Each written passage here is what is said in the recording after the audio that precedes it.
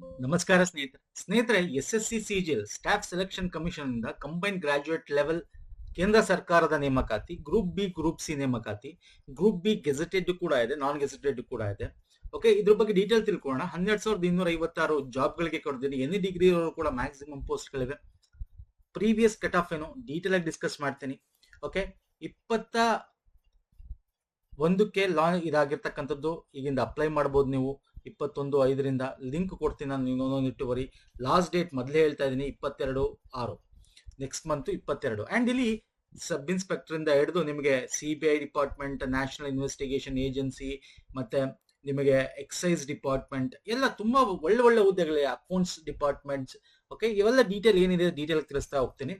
So ಇಲ್ಲಿ 22 last date ಇದೆ ಸ್ನೇಹಿತರೆ. ನಿಮಗೆ ಇದರಲ್ಲಿ ಎರಡು ರೀತಿ ಎಕ್ಸಾಮ್, ಟೈರ್ 1 ಟೈರ್ 2 ಅಂತ. ಅಂದ್ರೆ ಪ್ರಿಲಿಮ್ಸ್ ಮೇನ್ಸ್ ಅಂತೀವಲ್ಲ ನಮ್ಮ ಕನ್ನಡದಲ್ಲಿ ನಾವು, ಪೂರ್ವಭಾವಿ ಪರೀಕ್ಷೆ ಮುಖ್ಯ ಅಂತ. ಆದ್ರೆ ಬಟ್ ಇಲ್ಲಿ ಕಂಪ್ಯೂಟರ್ ಬೇಸ್ಡ್ ಟೆಸ್ಟ್ ಇರುತ್ತೆ. ಯಾವುದೇ ನಿಮಗೆ MCQ ಆಧಾರಿತ ಮಲ್ಟಿಪಲ್ ಚಾಯ್ಸ್ ಕ್ವಶನ್ ಕಂಪ್ಯೂಟರ್ ಅಲ್ಲಿ ನೀವು ಟಿಕ್ ಮಾಡ್ತಕ್ಕಂಥದ್ದು. ಟೈರ್ 1 ಎಕ್ಸಾಮ್ ನಿಮಗೆ ಆಗಸ್ಟ್ ಸೆಪ್ಟೆಂಬರ್ 2026 ಟೆಂಟೇಟಿವ್ ಡೇಟ್ ಇದೆ. ಟೈರ್ 2 ಬಂದು ಡಿಸೆಂಬರ್ ಅಲ್ಲಿ ಆಗ್ತಕ್ಕಂಥ ಡೇಟ್ ಇದೆ. Okay fine. So this is very important. 22nd is the last date to apply, June. And 23rd ನಿಮಗೆ ಆನ್ಲೈನ್ ಪೇಮೆಂಟ್ ಡೇಟ್ ನ ಲಾಸ್ಟ್ ಕೊಟ್ಟಿದ್ದಾನೆ. ಇನ್ನು ವೇಕೆನ್ಸೀಸ್ ಬಗ್ಗೆ ಮಾತಾಡೋಣ. ನೋಡಿ, ಒಳ್ಳೆ ವೇಕೆನ್ಸೀಸ್ ಆಕ್ಚುಲಿ 2022 ಬಂದಿತ್ತು 37,000. ಅದ್ ಬಿಟ್ರೆ 24 18,000 ಆಯ್ತು. ಲಾಸ್ಟ್ ಇಯರ್ 14,582 ಇತ್ತು. ಈ ವರ್ಷ ಇನ್ನೂ 2,000 ಕಮ್ಮಿ ಆಗಿದೆ. ಆಲ್ಮೋಸ್ಟ್ 12,256 ಪೋಸ್ಟ್ ಗಳಿದೆ ಸ್ನೇಹಿತರೆ. Okay, so okay, no problem. ಒಳ್ಳೆ ಗುಡ್ ಪೋಸ್ಟ್ ಅಂತ ಹೇಳ್ಬೋದು. ಬನ್ನಿ ಏನೇನಿದೆ ನೋಡೋಣ. ಮತ್ತೆ ಇದಕ್ಕೆ ಅಪ್ಲೈ ಮಾಡಕ್ಕೆ ಲಿಂಕ್ ನಾನು ಆಲ್ರೆಡಿ ಡಿಸ್ಕ್ರಿಪ್ಷನ್ ಬಾಕ್ಸ್ ಅಲ್ಲಿ ಕೊಟ್ಟಿರ್ತೀನಿ. ಅಪ್ಲೈ ಲಿಂಕ್ ಅಲ್ಲಿ ಕ್ಲಿಕ್ ಮಾಡಿ ಲಿಂಕ್ ಅಪ್ಲೈ ಮಾಡಿ. ಮತ್ತೆ ಇದರ ಅಫಿಷಿಯಲ್ ನೋಟಿಫಿಕೇಶನ್ PDF ನಮ್ಮ ಟೆಲಿಗ್ರಾಮ್ ಅಲ್ಲಿ ಶೇರ್ ಆಗಿದೆ. ಟೆಲಿಗ್ರಾಮ್, ಇನ್ಸ್ಟಾಗ್ರಾಮ್ ಫಾಲೋ ಮಾಡ್ಕೊಳ್ಳಿ. ಪುನೀತ್ ಫೋರಂ ಅಂತ ಸರ್ಚ್ ಮಾಡೋದು ರೀತಿ ಸಿಂಬಲ್ ಸಿಗುತ್ತೆ, ತಾವು ಜಾಯ್ನ್ ಆಗ್ಬೋದು. ಎಲ್ಲ ಡೀಟೇಲ್ಸ್ ಇದೆ. ಮತ್ತೆ ಕೋರ್ಸ್ ಬಗ್ಗೆನೂ ಕೂಡ ವಿಡಿಯೋ ಕೊನೆಯಲ್ಲಿ ಹೇಳ್ತೀನಿ. ಓಕೆ, ಎಲ್ಲಿದೆ ಏನು ಎತ್ತ ಡೀಟೇಲ್ ಆಗಿ ಕೊಡ್ತೀನಿ ನಾನು ನಿಮಗೆ. And free course. ಇಲ್ಲಿ ಬರೋದಾದ್ರೆ it is a group B group C course ಸ್ನೇಹಿತರೆ. ಒಂದು ಓವರ್ ವ್ಯೂ ನೋಡೋದಾದ್ರೆ, ಓಕೆ, ಎಲ್ಲಿ ಅಪ್ಲೈ ಮಾಡಬಹುದು? ಅಪ್ಲೈ ಲಿಂಕ್ ಡೈರೆಕ್ಟ್ ಆಗಿ ಕೊಡ್ತೀನಿ. ssc.go.in ಹೋದ್ರು ನೀವು ಅಲ್ಲೂ ಕೂಡ PDF ತಗೋಬಹುದು, ಅಫಿಷಿಯಲ್ ನೋಟಿಫಿಕೇಶನ್, ಮತ್ತೆ ಅಪ್ಲೈ ಮಾಡಬಹುದು. 18ರಿಂದ 32 ಏಜ್ ಇರುತ್ತೆ. ಅದರಲ್ಲಿ ಒಂದೊಂದಕ್ಕೆ 30 ಇದೆ, ಒಂದೊಂದಕ್ಕೆ 27 ಇದೆ. ಅದನ್ನ ನಾನು ತಿಳಿಸ್ಕೊಡ್ತಾ ಹೋಗ್ತೀನಿ. ಅಂಡ್ ಇಲ್ಲಿ ಲೆವೆಲ್ 4 ಲೆವೆಲ್ 5 ಅಂದ್ರೆ ಇದು ಪೇಮೆಂಟ್ ಅಂದ್ರೆ ಆ ಒಂದು ಪೋಸ್ಟ್ ಗೆ ತಕ್ಕಂತೆ ಒಂದು ನಿಮಗೆ ಯಾವ ಒಂದು ಪೇಮೆಂಟ್ ಮೆಥಡ್, ಲೆವೆಲ್ 8 ಲೆವೆಲ್ 7 ಯಾವ ಕ್ಯಾಟಗರಿಯಲ್ಲಿ ಬರ್ತೀರಾ ಅಂತಕ್ಕಂಥದ್ದು ನಾನು ನಿಮಗೆ ಇದು ಡೀಟೇಲ್ ತಿಳಿಸ್ತಾ ಹೋಗ್ತೀನಿ. ಬನ್ನಿ ಸ್ನೇಹಿತರೆ. ಇಲ್ಲಿ ನೋಡೋದಾದ್ರೆ ಲೆವೆಲ್ 8 ಅಂತ ಹೇಳಿದೆ. ಯಾವ ಪೋಸ್ಟ್ ಇದೆ, ಯಾವ ಕ್ಯಾಟಗರಿ ಬರುತ್ತೆ, ಏಜ್ ಲಿಮಿಟ್ ಏನು, ಓಕೆ, ಯಾವ ಡಿಪಾರ್ಟ್ಮೆಂಟ್, ಇದು ಫಸ್ಟ್ ನೋಡ್ಬೋಣ. ನೋಡಿ, assistant audit officer, okay, central cadre. Okay, assistant audit officer state cadre ಅಂತ ಎರಡಿದೆ. ಆಡಿಟ್ ಡಿಪಾರ್ಟ್ಮೆಂಟ್ ಅಡಿಯಲ್ಲಿ ಗ್ರೂಪ್ ಬಿ ಗೆಜೆಟೆಡ್ ಬರುತ್ತೆ, ನಾನ್ ಮಿನಿಸ್ಟ್ರಿಯಲ್, ಗೆಜೆಟೆಡ್ ನಾನ್ ಮಿನಿಸ್ಟ್ರಿಯಲ್. ಇದಕ್ಕೆ 18ರಿಂದ 30 ವರ್ಷ ಏಜ್. ನಾನು ಜಸ್ಟ್ ನಿಮಗೆ ಜನರಲ್ ಮೆರಿಟ್ ತೋರಿಸ್ತೇನೆ, ಆಮೇಲೆ ತೋರಿಸ್ತೇನೆ, ಮುಂದೆ ತೋರಿಸ್ತೇನೆ. ಇದರ ಏಜ್ ರಿಲ್ಯಾಕ್ಸೇಷನ್ಸ್ ಕೂಡ ಮುಂದೆ ತೋರಿಸ್ತೇನೆ. ಬಟ್ ಇದು ಮೇನ್ ಏಜ್ ಲಿಮಿಟ್ ಇರತಕ್ಕಂಥದ್ದು. ಹಾಗೆ ಇಲ್ಲಿ state cadre assistant account officer ಕೂಡ ಇದೆ. ಇದು ಲೆವೆಲ್ 8. ಲೆವೆಲ್ 7 ಬಂದ್ರೆ ಪೇ ಲೆವೆಲ್, ಅದು ಲೆವೆಲ್ ಅಂದ್ರೆ ಪೇ ಲೆವೆಲ್. ಓಕೆ, ಇಲ್ಲಿ ನಿಮಗೆ ಅಸಿಸ್ಟೆಂಟ್ ಸೆಕ್ಷನ್ ಆಫೀಸರ್ ತುಂಬಾ ನಿಮಗೆ ಪೋಸ್ಟ್ ಗಳು ಇವುಗಳಲ್ಲೇ ಬರ್ತಕ್ಕಂಥದ್ದು. ಗ್ರೂಪ್ ಬಿ ಮತ್ತೆ ಗ್ರೂಪ್ ಸಿ. ಗ್ರೂಪ್ ಬಿ ಈ ಒಂದು ಪೋಸ್ಟ್ ಗಳು ಬರುತ್ತೆ, ಗ್ರೂಪ್ ಸಿ ಮುಂದೆ ಬರುತ್ತೆ. ಇಲ್ಲಿ ತುಂಬಾ ಪೋಸ್ಟ್ ಗಳು ಬರುತ್ತೆ, ನಾನು ಹೇಳ್ತಾ ಹೋಗ್ತೇನೆ. ಇಲ್ಲಿ ನೋಡಿ, ಇಂಟೆಲಿಜೆನ್ಸ್ ಬ್ಯೂರೋ IB ಡಿಪಾರ್ಟ್ಮೆಂಟ್ ಅಲ್ಲೂ ಕೂಡ ಇದೆ.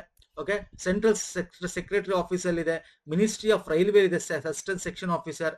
ಮತ್ತೆ ನಿಮಗೆ other departments, electronics and information department ಅಲ್ಲಿ, ಮತ್ತೆ central board of direct taxes ಅಡಿಯಲ್ಲಿ ಬರುತ್ತೆ. Inspector of income tax post ಇದೆ. Central board of indirect taxes ಅಲ್ಲಿ CBIC ಅಲ್ಲಿ inspector, central excise inspector post ಇದೆ, ಗ್ರೂಪ್ ಬಿ ಪೋಸ್ಟ್. ಓಕೆ, ನೋಡಿ, inspector ಪೋಸ್ಟ್ಗಳು. Sub inspector CBI, okay, CBI ಅಲ್ಲಿ group B sub inspector post ಇದೆ. ಮತ್ತೆ ministry of communication ಅಲ್ಲಿ ಇನ್ಸ್ಪೆಕ್ಟರ್ ಪೋಸ್ಟ್ ಇದೆ. ಮತ್ತೆ CBI ನಾರ್ಕೋಟಿಕ್ಸ್, ಓಕೆ, CBI ಅಲ್ಲ, ಇದು ನಾರ್ಕೋಟಿಕ್ಸ್ ಡಿಪಾರ್ಟ್ಮೆಂಟ್. ಓಕೆ, ನಿಮ್ಗೇನು ಮಾದಕ ವಸ್ತುಗಳ ಡಿಪಾರ್ಟ್ಮೆಂಟ್ ಇರುತ್ತಲ್ಲ, ಅದರಲ್ಲಿ ಇನ್ಸ್ಪೆಕ್ಟರ್ ಪೋಸ್ಟ್ ಇದೆ ಗ್ರೂಪ್ ಬಿ. ಇದಕ್ಕೆಲ್ಲ 18ರಿಂದ 30 ವರ್ಷ ಕೊಟ್ಟಿದ್ದಾನೆ. ಒಂದೊಂದು ಡಿಪಾರ್ಟ್ಮೆಂಟ್ ಅಲ್ಲಿ ನಿಮಗೆ 20ರಿಂದ 30 ವರ್ಷ ಕೂಡ ಇದೆ. ಅದನ್ನು ನೋಡ್ಕೋಬಹುದು ತಾವು. ಓಕೆ, ಯಾವ ಡಿಪಾರ್ಟ್ಮೆಂಟ್ ಅಪ್ಲೈ ಮಾಡ್ತೀರಾ ಅದ್ರ ಮೇಲೆ. ಮತ್ತೆ ಕ್ವಾಲಿಫಿಕೇಶನ್ ತೋರಿಸ್ತೀನಿ ನಾನು, ಅವಾಗ ನಿಮಗೆ ನಿಮ್ ಕ್ವಾಲಿಫಿಕೇಶನ್ ಮುಖಾಂತರ ಯಾವುದು ಅಂತ ನೋಡ್ಕೋಬಹುದು. ಇನ್ನು ಪೇ ಲೆವೆಲ್ 6 ಬಂದ್ರೆ ಇಲ್ಲಿ ನೋಡಿ, ಇಲ್ಲೂ ಕೂಡ ರಿಸರ್ಚ್ ಅಸಿಸ್ಟೆಂಟ್ ಆಗಿರಬಹುದು, divisional accountant, sub inspector, national investigation agency. Okay, ministry of narcotics control bureau the sub inspector, junior intelligence officer ಆಗಿರಬಹುದು. Ministry of home affairs statistical investigation of grade 2 officer ಆಗಿರಬಹುದು. Sections ಬೇರೆ ಬೇರೆ. So ಇದು group B post. ಇಲ್ಲಿ ಏಜ್ಗಳು ಕೊಟ್ಟಿದ್ದೀನಿ ನೋಡಿ. Pay 5 ಇದೆಯಲ್ಲ, ಇಲ್ಲಿಂದ ಗ್ರೂಪ್ ಸಿ ಪೋಸ್ಟ್ ಆಗುತ್ತೆ, ಆಡಿಟರ್. ಓಕೆ, ನಮ್ಮ ಆಡಿಟಿಂಗ್ ಡಿಪಾರ್ಟ್ಮೆಂಟ್ ಇಂದ ಆಡಿಟರ್ ಪೋಸ್ಟ್, ಇದಕ್ಕೆ 18ರಿಂದ 22 ಮ್ಯಾಕ್ಸಿಮಮ್ ಏಜ್ ಕೊಟ್ಟಿದ್ದಾನೆ. ಮತ್ತೆ ಅಕೌಂಟ್ ಆಡಿಟರು, ಅಕೌಂಟೆಂಟ್ ಜೂನಿಯರು, ಬೇರೆ ಬೇರೆ ಡಿಪಾರ್ಟ್ಮೆಂಟ್. ಪೇ ಲೆವೆಲ್ 4 ಇದು ಗ್ರೂಪ್ ಸಿ. ಇದು ಕೂಡ ಇಲ್ಲಿ postal assistant, sorting assistant postal ministry ಅಡಿಯಲ್ಲಿ. ಓಕೆ, ಟ್ಯಾಕ್ಸ್ ಅಸಿಸ್ಟೆಂಟ್ ಅಂತ central board of indirect taxes ಅಡಿಯಲ್ಲಿ, ಅಂದ್ರೆ ಟ್ಯಾಕ್ಸ್ ಡಿಪಾರ್ಟ್ಮೆಂಟ್ ಅಲ್ಲಿ ಗ್ರೂಪ್ ಸಿ. ಇದಕ್ಕೆಲ್ಲ 18ರಿಂದ 27 ಏಜು ಕೊಟ್ಟಿರ್ತಕ್ಕಂಥದ್ದು ಸ್ನೇಹಿತರೆ. ಸಬ್ ಇನ್ಸ್ಪೆಕ್ಟರ್ CBI ಅಂಡ್ ಅದು ನಾರ್ಕೋಟಿಕ್ಸ್ ಡಿಪಾರ್ಟ್ಮೆಂಟ್ ಅಲ್ಲಿ ಗ್ರೂಪ್ ಸಿ.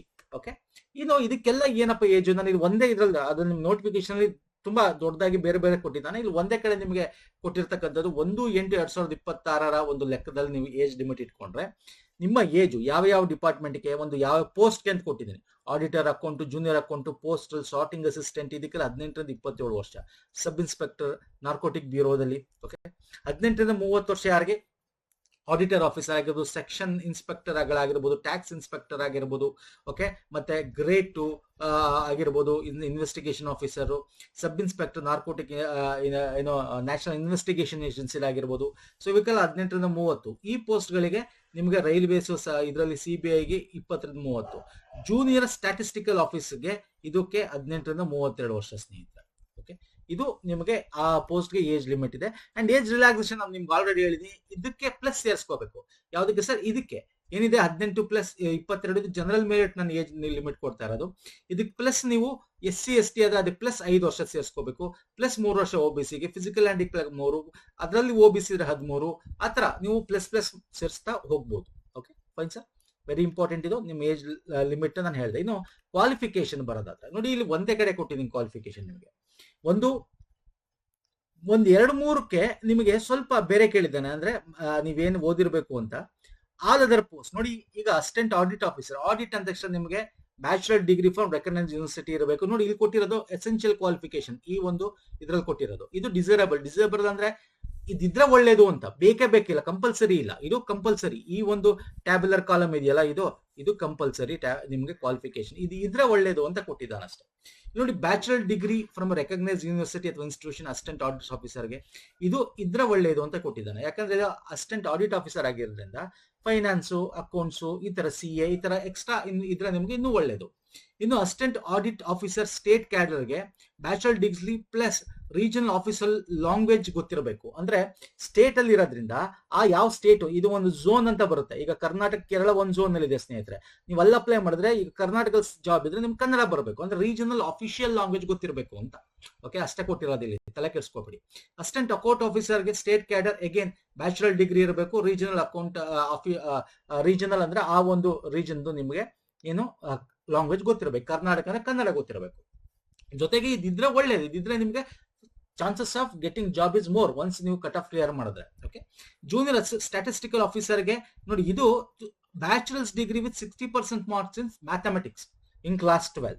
ಓಕೆ, ಅಂದ್ರೆ ನೀವು PUCಲಿ ಮ್ಯಾಥಮೆಟಿಕ್ಸ್ ಅಲ್ಲಿ 60% ಇರಬೇಕು. ವಿತ್ 60% ಮಾರ್ಕ್ಸ್ ತೆಗೆದಿರಬೇಕು. ಬ್ಯಾಚುಲರ್ ಡಿಗ್ರಿ ಕೂಡ ಸ್ಟ್ಯಾಟಿಸ್ಟಿಕಲ್ ಆಫೀಸರ್ಗೆ ಇದೊಂದಕ್ಕೆ ಮಾತ್ರ ನಿಮ್ಗೆ ಈ ತರದ್ ಕೇಳಿದ್ದಾನೆ. ಇನ್ ಬೇರೆದಕ್ಕೆಲ್ಲ ಜಸ್ಟ್ ಪರ್ಸೆಂಟೇಜ್ ಕೇಳಿಲ್ಲ, ನಿಮಗೆ ಇಷ್ಟೇ ಬರಬೇಕು ಅಂತ ಹೇಳಿ. ಇನ್ನು ಸ್ಟ್ಯಾಟಿಸ್ಟಿಕಲ್ ಇನ್ವೆಸ್ಟಿಗೇಷನ್, ಸ್ಟ್ಯಾಟಿಸ್ಟಿಕಲ್ ಅಂದ್ರೆ ನಿಮಗೆ ಕ್ಯಾಲ್ಕುಲೇಷನ್ ಡಿಪಾರ್ಟ್ಮೆಂಟ್ ಗಳಲ್ಲಿ ಬರ್ತದೆ. ಸ್ಟ್ಯಾಟಿಸ್ಟಿಕ್ ಡಿಪಾರ್ಟ್ಮೆಂಟ್, ಸಾಂಖ್ಯಿಕ ಇಲಾಖೆ ಅಂತ ಕರಿತೀವಿ. ಸೊ ಅಲ್ಲಿ ನಿಮಗೆ ಮ್ಯಾಥಮೆಟಿಕ್ಸ್ ಇರಬೇಕು, ಎಕನಾಮಿಕ್ ಬಗ್ಗೆ ಇರಬೇಕು. ನೀವು ಡಿಗ್ರಿಲಿ ಈ ತರ ಒಂದು ಕಂಪ್ಯೂಟರ್ ಸೈನ್ಸ್ ಈ ತರ ಯಾವ್ದಾದ್ರು ಒಂದು ಓದಿರ್ಬೇಕು ಅಂತ ಕೇಳಿದ್ದಾನೆ. ಅಂದ್ರೆ ಇಷ್ಟು ನಿಮ್ಗೆ ಈ ಸ್ಪೆಸಿಫಿಕ್ ಆಗಿ ಈ ಜಾಬ್ಸ್ ಗಳು ಕೇಳ್ತಾನೆ. ಇನ್ ಅದರ್ ಜಾಬ್ಸ್ ಗಳಿಗೆ ಯಾವ್ದು ಬೇರೆ ಬೇರೆ ನಿಮ್ಗೆ ಈಗ ಇನ್ಸ್ಪೆಕ್ಟರ್ ಜಾಬ್ಸ್ ಇದೆ, ಬೇರೆ ಬೇರೆ ಜಾಬ್ಸ್ ಗಳಿದೆಯಲ್ಲ, ಅದಕ್ಕೆಲ್ಲದಕ್ಕೂ ಕೂಡ ಜಸ್ಟ್ ಡಿಗ್ರಿ ಇದ್ರೆ ಸಾಕು. ಅಂದ್ರೆ ಈ ತರದೆಲ್ಲ ಯಾವ್ದಾದ್ರು ಡಿಗ್ರಿ ಇದ್ರೆ ಸಾಕು. ಆರ್ಟ್ಸ್, ಕಾಮರ್ಸ್, ಸೈನ್ಸ್ ಯಾವ್ದಾರು.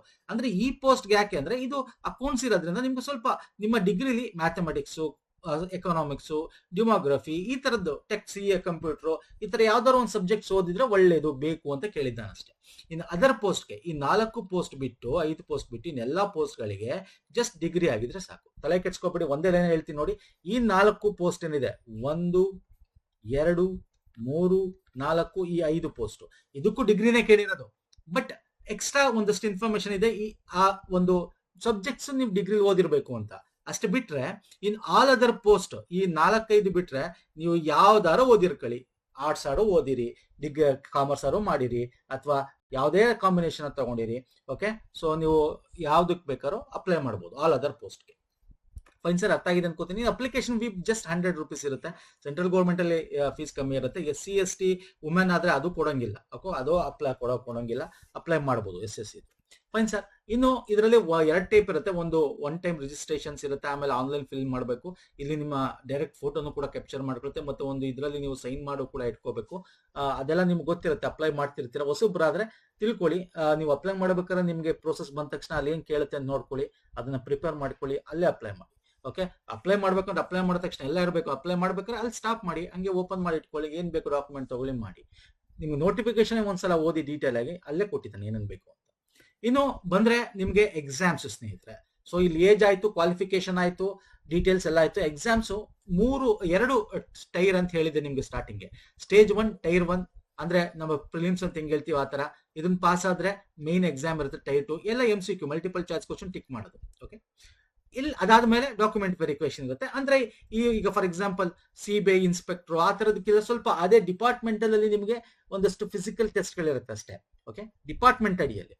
ಓಕೆ, ಅಂತ ಒಂದು ಪೋಸ್ಟ್ಗೆ. ಅದು ಬಿಟ್ಟರೆ ಬೇರೆ ಯಾವುದೋ ಏನಿರಲ್ಲ. ಜಸ್ಟ್ ಇದನ್ನ ಪಾಸ್ ಮಾಡಿ ಡಾಕ್ಯುಮೆಂಟ್ ವೆರಿಫಿಕೇಶನ್ ಅಲ್ಲಿ ಎಲಿಜಿಬಲ್ ಆದ್ರೆ you are go through it.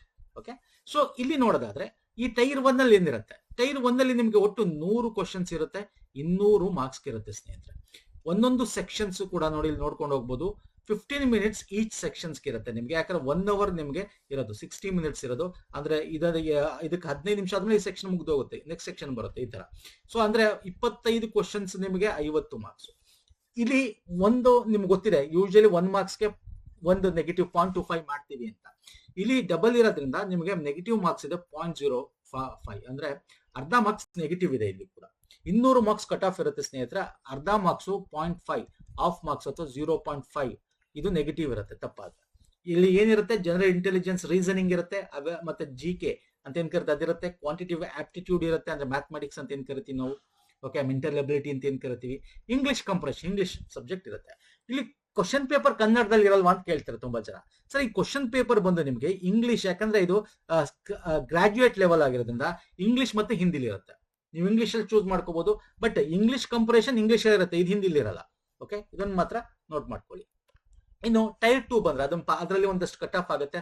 Pass ಮಾಡಿದ್ರೆ ಇಲ್ಲಿ ಟೈರ್ 2 ಅಲ್ಲಿ ಪೇಪರ್ 1, ಪೇಪರ್ 2, ಪೇಪರ್ 3 ಅಂತಿದೆ ನೋಡಿ. ಇಲ್ಲಿ ಪೇಪರ್ 2, 3 ಎಲ್ಲರೂ ಬರೆಯಂಗಿಲ್ಲ. ಪೇಪರ್ 1 ಎಲ್ಲರೂ ಬರೀಬೇಕು. ಪೇಪರ್ 1 ಅಲ್ಲಿ ನಿಮ್ಗೆ ಸೆಷನ್ 1, ಸೆಷನ್ 2 ಅಂತ ಇರುತ್ತೆ. ಅಂದ್ರೆ ಪೇಪರ್ 1 ಅಲ್ಲಿ ಸೆಕ್ಷನ್ 1 ಇದೆ, ಹೇಳ್ತೇನೆ ಡೀಟೇಲ್ ಆಗಿ. ಸೆಕ್ಷನ್ 2 ಇದೆ, ಸೆಕ್ಷನ್ 3 ಇದೆ, ಸೆಕ್ಷನ್ 4 ಇದೆ. ಓಕೆ, ಏನ್ ತಲೆ ಕೆಡ್ಸ್ಕೊಬಿಡಿ, ನಾನು ಏನ್ ಹೇಳ್ತೇನೆ ಕೇಳಿಸ್ಕೊತಾ ಬನ್ನಿ. ಪೇಪರ್ 1 ಇದು ಮೇನ್ಸ್ ಎಕ್ಸಾಮ್. ಓಕೆ, ಪೇಪರ್ 2, 3 ಎಲ್ಲರಿಗೂ ಇಲ್ಲ. ಯಾರಿಗಿದೆ ಸರ್ ಹಂಗಾರೆ ಪೇಪರ್ 2? ಸ್ಟ್ಯಾಟಿಸ್ಟಿಕ್ಸ್ ಅಂದ್ರೆ ಜೂನಿಯರ್ ಸ್ಟ್ಯಾಟಿಸ್ಟಿಕಲ್ ಆಫೀಸರ್ ಏನಿದಾರಲ್ಲ ಸರ್, ಅವ್ರಿಗೆ ಪೇಪರ್ 2 ಇರುತ್ತೆ ಅಷ್ಟೇ, ಬೇರೆ ಯಾರಿಗೂ ಇರಲ್ಲ. ಪೇಪರ್ 3 ಯಾರಿಗಿರುತ್ತೆ, ಇಲ್ಲೇ ಕೊಟ್ಟಿದ್ದೀನಿ. Finance and economics, general studies department ಯಾರು ಓದ್ತಿರ್ತಲ್ಲ ಅವರು ಮಾತ್ರ, ಆ ಡಿಪಾರ್ಟ್ಮೆಂಟ್ ಅಪ್ಲೈ ಮಾಡಿರೋ ಮಾತ್ರ ಪೇಪರ್ 3 ಇರುತ್ತೆ. ಇನ್ನು ಇದೆರಡು ಬಿಟ್ರೆ ಓಕೆ, ಇನ್ ಯಾರಿಗೂ ಪೇಪರ್ 2, 3 ಇರಲ್ಲ, ಪೇಪರ್ 1 ಮಾತ್ರ ಇರುತ್ತೆ. ಸೊ ಪೇಪರ್ 1 ಅಲ್ಲಿ ಏನು ಸರ್, ಇದು ವೆರಿ ಇಂಪಾರ್ಟೆಂಟ್. ಇಲ್ಲಿ ನೋಡಿ, ಮ್ಯಾಥಮೆಟಿಕ್ಸ್ ಇದೆ, ರೀಸನಿಂಗ್ ಇದೆ. ಒಟ್ಟು 30, 60 ಇಂಟು 3 180 ಮಾರ್ಕ್ಸ್ ಇದೆ. ಓಕೆ, ಮತ್ತೆ ಇಲ್ಲಿ ಸೆಕ್ಷನ್ 2 ನೋಡಿ, ಇಂಗ್ಲಿಷ್ ಲ್ಯಾಂಗ್ವೇಜ್ ಅಂಡ್ ಕಂಪ್ರೆಷನ್ ಮತ್ತೆ ಜನರಲ್ ಅವೇರ್ನೆಸ್, ಇದು ಸೆಕ್ಷನ್ 2 ಇರುತ್ತೆ. ಇದು ಕೂಡ 45 ಮಾರ್ಕ್ಸ್ಗೆ 25, ಒಟ್ಟು 70 ಮಾರ್ಕ್ಸ್ ಇಂಟು 3 ಅಂತ ಮಾಡಿ 210 ಮಾರ್ಕ್ಸ್. ಮತ್ತೆ ಇಲ್ಲಿ ಸೆಕ್ಷನ್ 3 ಕಂಪ್ಯೂಟರ್ ಇರುತ್ತೆ ಸರ್. ಕಂಪ್ಯೂಟರ್ ಬಂದು 20 ಇರುತ್ತೆ, 20 into 3 60 marks. Section 4 data entry speed test ಇರುತ್ತೆ. ನಿಮ್ಗೊಂದು 15 ನಿಮಿಷದ ಕಾಲ ನಿಮ್ಗೊಂದು ಟೆಸ್ಟ್ ಮಾಡ್ತಾನೆ ಕಂಪ್ಯೂಟರ್. ಓಕೆ, ನೀವು ಹೆಂಗ್ ಟೈಪ್ ಮಾಡ್ತಾರೆ, ಹೆಂಗಿದೆ ನಿಮ್ಮ ಡೇಟಾ ಒಂದು ಇದು ಅಂತ ಹೇಳಿ. ಜಸ್ಟ್ ಕ್ವಾಲಿಫಿಕೇಶನ್, ಅದಕ್ಕೆ ಮಾರ್ಕ್ಸ್ ಇಲ್ಲ. ಓಕೆ, ಇಲ್ಲಿ ಮಾರ್ಕ್ಸ್ ಇಲ್ಲ. ಬಟ್ ಇಲ್ಲಿ ನೋಡಿ, ಸೆಕ್ಷನ್ ಕಂಪ್ಯೂಟರ್ ನಾಲೆಜ್ ಇದೆಯಲ್ಲ, ಇದಕ್ಕೆ ಮಾರ್ಕ್ಸ್ ಕೊಟ್ಟಿದ್ದಾನೆ. ಬಟ್ ಇದು ಕೂಡ ಕ್ವಾಲಿಫಿಕೇಶನ್. ಇದನ್ನ ಮಾರ್ಕ್ಸ್ ನ ನಿಮಗೆ ಮೆರಿಟ್ಗೆ ಕೌಂಟ್ ಮಾಡಲ್ಲ. ಮೆರಿಟ್ ಕೌಂಟ್ ಮಾಡೋದು ಎಷ್ಟು ಗೊತ್ತಾ, ಇಲ್ಲಿ ನೋಡಿ, ಇಲ್ಲಿ 210 ಇದೆ, ಇಲ್ಲಿ 180 ಇದೆ. ಎಷ್ಟಾಯ್ತು ಸರ್? 210 ಪ್ಲಸ್ 180 ಅಂದ್ರೆ 200, 390 ಮಾರ್ಕ್ಸ್ ಮಾತ್ರ ಮೆರಿಟ್ಗೆ ಕೌಂಟ್ ಮಾಡೋದು, ಕಟ್ ಆಫ್ಗೆ.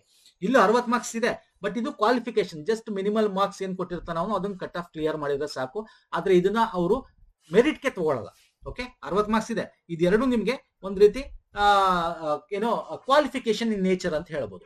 ಓಕೆ, ಅರ್ಥ ಆಗ್ತಿದಿಲ್ಲ ನಾನು ಹೇಳ್ತಾ ಇರೋದು. ಬಟ್ ಈ ನಾರ್ಮಲ್ ಕಟ್ ಆಫ್ ಕ್ಲಿಯರ್ ಮಾಡಿರ್ಬೇಕಷ್ಟೇ, ಮಾರ್ಕ್ಸ್ ಮಾತ್ರ ಕೌಂಟ್ ಇರಲ್ಲ. ಅರ್ಥ ಆಯ್ತಲ್ಲ?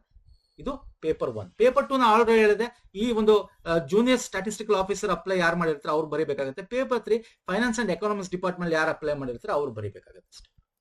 ಅರ್ಥ ಆಗ್ತಿದಿಲ್ಲ ಹೇಳ್ತಾ ಇರೋದು? ಫೈನ್ ಸರ್, ಅರ್ಥ ಆಗಿದೆ ಅನ್ಕೋತೀನಿ. ಇನ್ನು ಇದ್ರದ್ದು ನಾನು ಇಲ್ಲೂ ಕೊಟ್ಟಿದ್ದೀನಿ ನೋಡಿ, ಬೇಕಂದ್ರೆ ನಿಮ್ಗೆ ಡೌಟ್ ಆಯ್ತು ಅಂದ್ರೆ ಇಲ್ಲೂ ಕೊಟ್ಟಿದ್ದೀನಿ, ನೋಡ್ಕೊಳ್ಳಿ. ಅದನ್ನು ಒಂದೇ ಇದರಲ್ಲಿ ಡೀಟೇಲ್ ಆಗಿ ದೊಡ್ಡದಾಗಿ ಕೊಟ್ಟಿದ್ದೀನಿ, ನೋಡ್ಕೊ.